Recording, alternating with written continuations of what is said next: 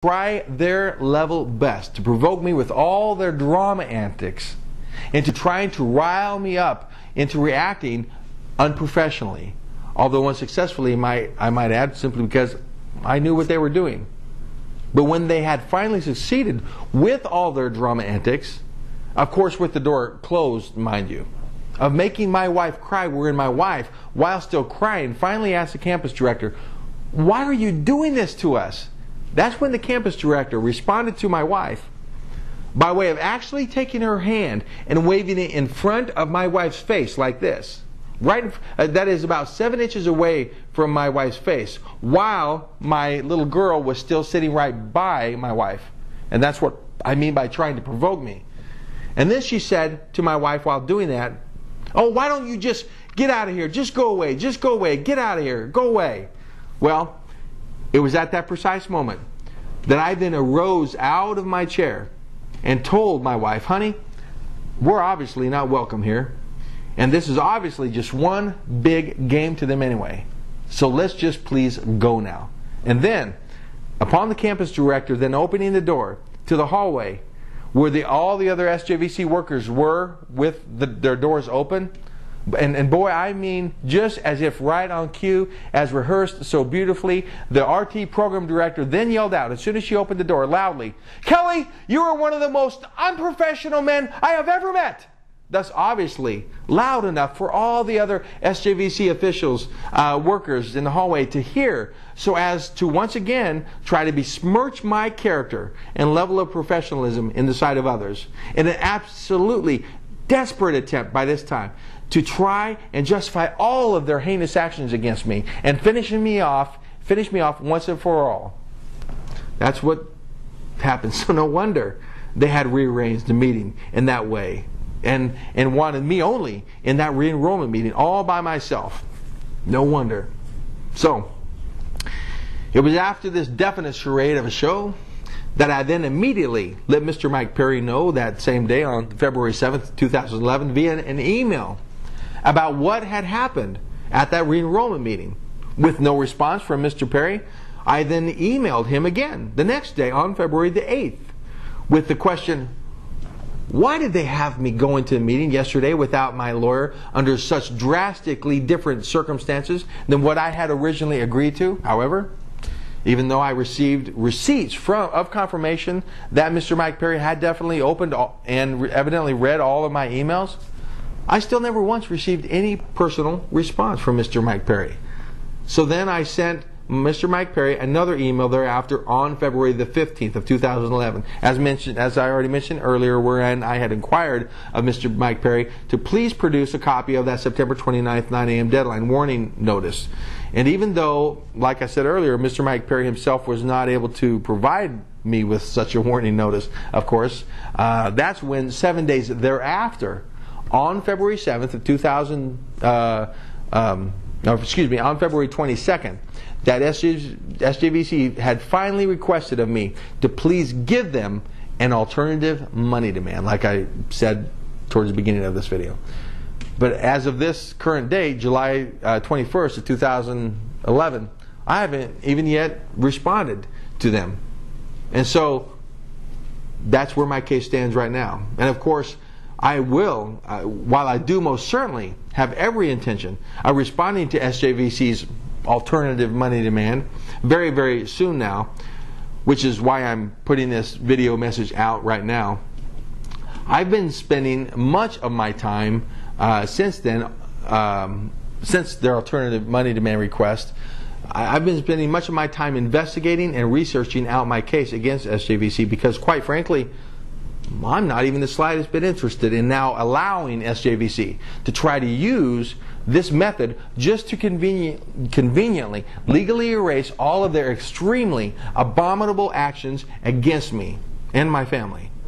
So as far as I'm concerned, SJVC is in no way getting off the hook of accountability with me. Not when SJVC has so purposefully and has so successfully, at least up to this point, managed to destroy my personal goal of just trying to be the breadwinner of my family by loading me down with all this debt and then subjected me to nothing but a total charade of a process that was all designed to try and justify having given me absolutely nothing in return. So no sir, in no way is SJVC getting off the hook of accountability with me. And so, with the full intentions of holding SJVC accountable, and right before soon concluding my case summary here, I would first like to very quickly just mention just a couple of more facts about my case that will be very significant to understand when I do finally move forward legally against SJVC, so as to hold them accountable in a very, very big way. Those facts are, number one, on September 20th of 2010, when I had personally went to the Dean of Students to inform him of the RT Program Director's behavior during the September 13th meeting with him, I had also specifically provided to the Dean of Students personally signed 5-point sworn testimony from one of my RT classmates. In this particular classmate's 5-point sworn testimony, he had specifically verified much of what I had originally said in my September 7th, 2010, that is, letter of complaint to the Dean of Students.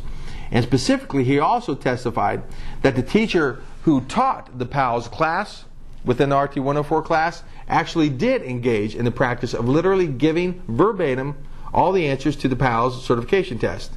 And just as a side note here, before this particular classmate friend of mine had decided to enroll in SJVC's RT program, he had previously been a state correctional officer for the state of California for 10 years. Therefore, this classmate's sworn testimony and statement constitutes a powerful testimony that contradicts the RT program director's denial that SJVC ever engaged in such a practice, when in fact they did. Now, not only that, but this particular classmate had even placed his phone number at the bottom of the sworn statement, along with an invitation for any SJVC official to call him if they ever had any questions whatsoever about this 5-point statement. Plus, I had personally even provided the RT program director via email on September 22nd of 2010 with a copy of my classmate's 5-point testimony. But even despite that fact, neither the RT program director nor did any other SJVC official, for that matter, ever bother to call this particular classmate, and nor did the program director even bring up any of this subject matter of this student's 5-point sworn testimony to that classmate during many occasions, when the program director had freely spoken to him thereafter. And lastly, this particular classmate had told me that he would have absolutely no problem with being called into a deposition or even to get up on the stand in a court of law if necessary, to testify to his sworn statement or to answer any other questions about this matter. And then the second significant fact to note about my case in going forward is this: that I had also emailed U.S. Senator Richard Durbin in response to an open letter that he had sent to WASC's president, Dr. Barbara A. Benno, on March 14th of 2011. In Senator Durbin's open letter, he was specifically highlighting his concern to WASC's president about some serious reports that there being some problems with for-profit institutions, for example, like the students of these for-profit institutions defaulting on their federal student loans, just like I will likely now be defaulting thanks to what SJVC did to me, and also like these for-profit college institutions engaging in deceptive practices to enroll students, just like SJVC had also engaged in many deceptive practices with me, not only in just getting me to sign on, but also in terminating me as well. And then Mr. Durbin stated that the objective of his letter was to better understand the role that accrediting agencies like WASC play in supposedly holding all colleges accountable to high standards of educational quality. And of course, needless to say, since I strongly believed that my particular case spoke directly to Senator Durbin's concerns, I therefore ended up emailing my case to Senator Durbin in April of 2011, with the subject title being Student Terminated after complaining about quality of education from a federal